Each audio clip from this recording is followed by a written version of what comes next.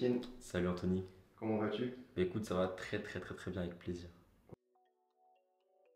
Ce qu'il faut savoir, c'est que j'ai commencé quand j'avais 17 ans. Et en fait, à cette époque-là, mon seul objectif réellement, c'était juste d'aider les gens. Je savais même pas qu'on pouvait monétiser avec Instagram. Vraiment, il faut savoir que j'ai fait une vidéo Instagram, j'avais fait une vidéo conseil, comment mieux dormir, un truc comme ça. Et je ne savais même pas à ce moment-là qu'on pouvait monétiser, faire des formations, avoir un coaching. Mon seul objectif, c'était de me dire, ok, moi, j'ai été une expérience en dev personnel.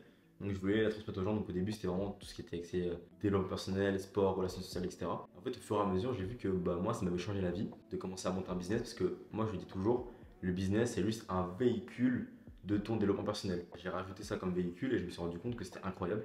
Et donc aujourd'hui, ma passion, entre guillemets, c'est vraiment de faire commencer les jeunes et leur dire, ok, c'est bien, t'es bon en sport, t'es bon en social, t'es bon en tout ce que tu veux. Mais si t'ajoutes le business, tu peux avoir une vie encore plus passionnante, encore plus kiffante parce que de un, tu auras de la liberté et de deux, tu vas vraiment profondément aider les gens.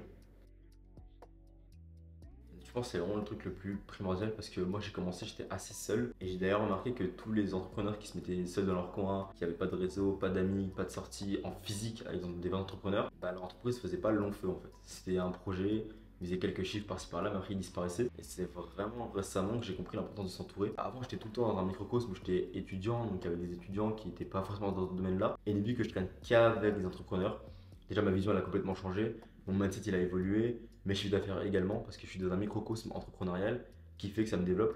Donc là, mon meilleur conseil pour les jeunes qui sont seuls, bah, c'est de s'entourer, juste de trouver des gens, que ce soit, je sais pas moi, un coach, une équipe, une communauté privée, payante, gratuite, peu importe, mais trouver des gens qui sont dans le même business que toi, qui sont dans le même domaine que toi et qui font du business en ligne, qui aiment le web en fait et qui aiment développer des projets dessus, que ce soit e-commerce, je sais pas moi, peu importe, closing, setting, vente de formation, coaching en ligne, TikTok, peu importe, mais trouver des gens bah, qui sont dans ce domaine-là parce que avec eux, tu arriveras plus facilement à en parler.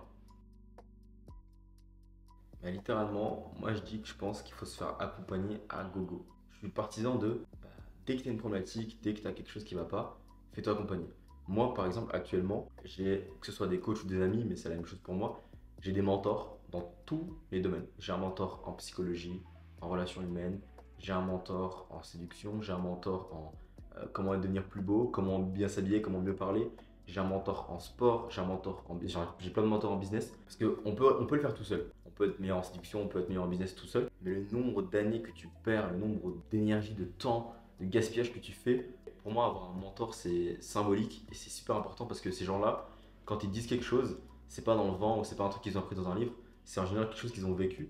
Et bah, comme ils l'ont vécu et même qu'ils l'ont fait vivre à des centaines d'autres personnes, c'est beaucoup plus simple pour elles de te dire leur expérience et de te faire comprendre que, bah ok, moi j'ai vu ça des centaines de fois, donc si tu fais ça, tu auras ce résultat-là, donc écoute-moi. Et c'est pas question de payer ou de se faire arnaquer, c'est juste question de gagner du temps, gagner des années de vie. Ok, donc avec leurs clients, déjà, c'est de privilégier le facteur humain. Je vois beaucoup de gars qui voient leurs clients comme de l'argent. Oui, un client, ça rapporte de l'argent, c'est cool, c'est bien. Mais derrière un client, moi, ce que j'aime bien faire, surtout quand je suis en process de vente, c'est me demander, ok, ce mec-là, actuellement, il n'a pas le niveau que bah, moi j'ai ou que d'autres ont. Mais dans le futur, qu'est-ce que ce mec-là, s'il se développe, si je le forme, s'il travaille sur lui, qu'est-ce qu'il pourra m'apporter? Certes, il va me payer, etc. C'est trop cool, il y a une transaction financière. Mais à long terme, est-ce que ce sera un bon parti pour moi, pour mon dev perso, pour mon entourage? Est-ce que ce sera un mec qui sera courageux, qui sera valeureux, qui sera honnête et qui va monter des projets qui, bah, indépendamment des miens, vont m'aider? Donc avoir une bonne relation avec ses clients, c'est aussi bah, se demander bah, dans le futur, est-ce que ces clients vont pouvoir nous apporter autre que de l'argent? Ça peut être des rétributions sociales, des rétributions symboliques, mais autre que de l'argent, quoi. Bah déjà, il faut savoir qu'on n'est pas nos émotions. J'aime bien séparer les émotions de l'humain parce que déjà, il faut savoir que rien qu'en nous, on est plusieurs. Il y a notre cerveau, notre enfant intérieur, notre ego, nos émotions, nos traumatismes, nos passés, etc. Et il y a nous, notre âme. Pour moi, avoir un contrôle des émotions, c'est super important parce que si tu commences à mettre tes émotions ou tout ce qu'il y a dans ton ego, dans ton cerveau, dans ton enfant intérieur sur ton business, bah t'es mort. Je vois des tonnes d'entrepreneurs, ils n'ont aucun problème business. Ils n'ont aucun problème de business à proprement parler où vraiment ils ne savent pas comment faire, mais ils ont surtout un problème personnel où eux-mêmes, bah, ils ont un problème de relation avec eux-mêmes, un problème de relation inconsciente, un problème vraiment plus profond, un traumatisme qui n'est pas réglé. Donc moi, bah, clairement, je donnerais le conseil de apprends à travailler sur toi, apprends à comprendre qui tu es, apprends à entendre les signaux que ton corps t'envoie, tes émotions, ton ego, peu importe. Apprends à les écouter, parce que si tu n'apprends pas à les écouter, bah, c'est eux qui vont venir te punir sur ton business, parce que du coup, tu as arriver à des phases où tu vas avoir un down, tu vas pas savoir comment avancer, tu vas te demander mais d'où ça vient. Et en fait, ça vient juste et bêtement d'un traumatisme ou d'un signal que ton cerveau t'a envoyé et que tu n'as pas réglé. Donc pour moi, on n'a pas de problème de business, mais on a surtout des problèmes personnels. Et donc par rapport aux relations des autres, bah, déjà c'est aussi être extrêmement authentique. Parce qu'aujourd'hui, les gens ils veulent créer des relations. Il y a beaucoup de mecs qui me DM en disant oui, j'ai envie de networker avec toi, j'ai envie d'élargir mon réseau. C'est cool, c'est bien, mais la meilleure façon de networker, c'est juste d'être authentique. Par exemple, là, aujourd'hui, exemple tout bête, j'ai networké avec un mec qui est hyper chaud. Je dirais pas son nom, mais en gros, ce mec est dans la fiscalité, il fait des millions d'euros par an. Et en fait, j'ai juste répondu à une de ses stories de manière authentique, hein, enfin, sans bullshit. Je lui ai dit, ah, j'aime trop ta story, trop bonne vibe, c'est grave chaleureux. Et il m'a répondu de lui-même, ah, merci, trop gentil. Si tu veux, on peut faire un call ensemble. Mais le mec, tu vois, j'ai rien à lui apporter. Il va pas me closer parce qu'il close pas. C'est un PDG, genre, le mec, il a un niveau stratosphérique. Mais comme bah, j'ai été vraiment dans une démarche où je connaissais même pas ce qu'il faisait, mais dans une démarche vraiment authentique, il s'est dit, ok, bah, let's go, je t'aime bien moi aussi, viens, on se présente l'un à l'autre, et puis peut-être qu'il y aura une connexion un jour ou quoi que ce soit. Et pour moi, c'est la meilleure façon de networker, c'est juste d'être toi-même. Et même bah, toi, actuellement, tu vois, t'es pas venu en me disant, go prendre mon accompagnement. Tu m'as juste dit, ouais, j'aime bien ça, on a commencé à parler, on s'est bien entendu, et puis aujourd'hui, on est là, on fait une vidéo, c'est incroyable, tu vois. Déjà, je fais comprendre dans le module mindset dès le départ que, ok, d'accord, c'est très bien, tu as investi en toi, tu m'as rejoint dans l'excellence, c'est trop cool. Mais il faut comprendre une chose, c'est que déjà, il y a des gens, tu mets même leur coach, c'est Alexandre Mozi, Sam Ovens, ils n'y arriveront pas parce que c'est pas les bonnes personnes, c'est pas le bon mindset. Mais quand tu es avec un coach, tu es sûr de réussir si tu appliques les choses. Donc pour que eux ils réussissent et que ce soit bien dans leur cadre, je leur fais déjà comprendre que au début, il faut avoir un bon mindset, il faut avoir un état d'esprit qui est optimal. Donc on vous donne toutes les bases. Une fois que ça c'est fait, on leur donne toutes les bases pour avoir un corps sain, pour avoir une psychologie saine, pour savoir s'auto-analyser, s'auto-faire des feedbacks, et puis toute l'équipe qui va avec, donc la grosse structure. Ils ont accès à plein de ressources, plein de vidéos, plein de coaching. Et en fait, moi derrière, ce sur quoi je table, c'est ok, on va faire du business, t'inquiète pas, sur ça il y a tout ce qu'il te faut.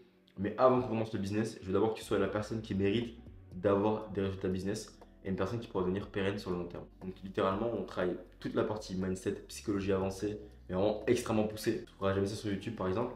Et ensuite, on parlera de business parce qu'une fois que le mec il est développé personnellement, et qui sait comment s'auto-analyser, qui sait comment s'exprimer, qui sait comment se faire un feedback et être critique avec lui-même, bah, tu lui dis juste, ok, dans ton business, il a juste appuyer sur telle touche, ensuite tac tac boum, bah, il va le faire parce que ce sera simple pour lui et il aura vu des choses déjà beaucoup plus difficiles avant.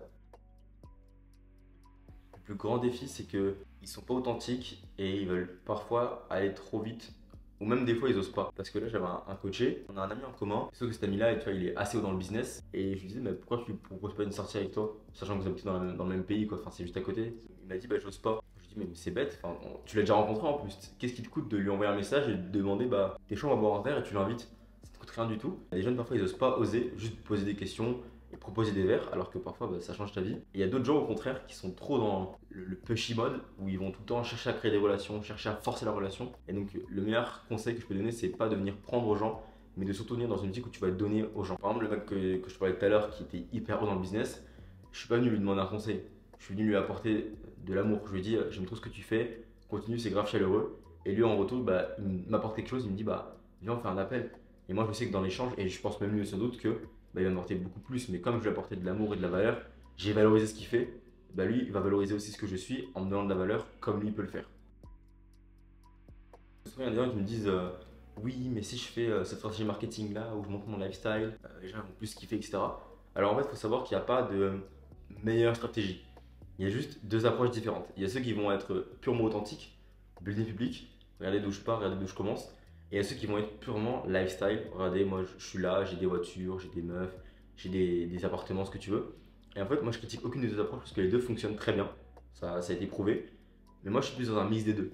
Où, ok, bah tu peux très bien montrer ton lifestyle. Moi je le fais aussi, hein, il n'y a pas de souci à ça. Ça inspire les gens, c'est trop bien. D'un autre côté, tu peux être aussi authentique. Par exemple, moi je te montre mon lifestyle, mais je te montre aussi que là j'ai des galères, que je construis tel truc, tel truc. Donc moi, ce que je dirais c'est, bah déjà quand tu commences en général l'entrepreneuriat, tu n'as pas de lifestyle.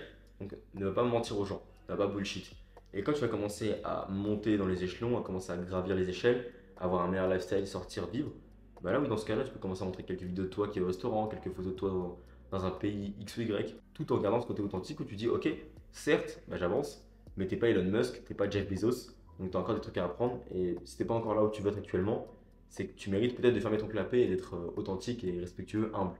Moi, c'est mon approche, c'est vraiment de dire, tu peux monter ton lifestyle, il n'y a pas de problème, mais juste sois en cohérence avec ta vie réelle. Moi, j'approche une approche qui est vraiment dite de slow market. Donc, slow market, c'est vraiment, ok, on va pas sauter sur les clients, on va pas être agressif avec les clients et les prospects, on va pas avoir un message qui est vulgaire, on va avoir un message justement qui est très, très, très bienveillant, très empathique. Et mon approche que je leur donne pour être stratégique et avoir des résultats, c'est faites des ventes sur plusieurs mois, plusieurs années. Donc, construisez une structure pérenne où vous avez une bonne image, où les gens, quand ils vous regardent, ils se disent, ok, ce mec-là, c'est propre ce qu'il fait. Il a plein d'avis clients, il a jamais forcé à la vente, il n'a jamais fait un démarrage foireux, il n'a jamais fait une promotion mensongère, il a toujours été propre sur ce qu'il faisait. Et donc, en fait, c'est ça qui va devenir périn, c'est que il y a beaucoup de jeunes qui veulent lancer juste un business pour 1, 2, 3 mois. Nous, on voit une vision sur 10, 20, 30, 40 ans. Et donc, le but, c'est que dès que tu commences le business, tu commences sur des fondations saines. Et donc, vraiment, en slow market, de ne pas être agressif, d'être empathique, de vraiment construire des relations, de vraiment chercher à comprendre l'individu. Et à la base, en fait, on est coach, on est formateur. Donc, notre but, c'est d'aider les gens. Premièrement, un coach, à la base, il est là pour aider les gens à se sentir bien dans tel ou tel domaine. Par exemple, un coach sportif, il n'est pas là pour faire de l'argent. Il est là pour que ses clients aient un meilleur physique et une meilleure santé. C'est pareil pour tous les coachs qu'il y a sur Internet. On n'est pas là pour de brasser le plus d'argent possible. Ça, oui, c'est un défi, c'est entre nous, etc. C'est cool. Mais on est là d'abord pour faire en sorte que les gens se sentent mieux dans le domaine dans lequel on est spécialisé. Donc, il faut d'abord le voir comme ça. Et naturellement, l'argent va venir. Ça, c'est une phrase bateau, mais si tu t'es focus sur apporter de la valeur aux gens, le monde va te rendre d'une quelconque façon. Ça, c'est sûr et certain. Si tu es un entrepreneur qui veut te lancer, c'est très simple. Il y a un lien dans la description avec comment moi je pourrais t'aider par rapport à ton business. Attention, va pas cliquer dessus si tu n'es pas intéressé par ça. Je fais pas de tourisme, donc si tu veux être sûr de te lancer et de monter un projet de coaching où tu apportes de la valeur, de trouver un métier vraiment qui t'apporte de la valeur à toi et aux gens, faire ce que tu kiffes tous les jours, être libre et indépendant, voyager à droite à gauche, etc. Donner de l'argent à ta famille et sortir en fait de cette matrice dans un salariat 9-17 ou alors études, clique sur ce lien parce qu'il y a tout ce qu'il te faut dans ça. Donc j'espère que ça va te plaire et j'espère qu'on se retrouve de l'autre côté. Gros bisous. Ciao ciao.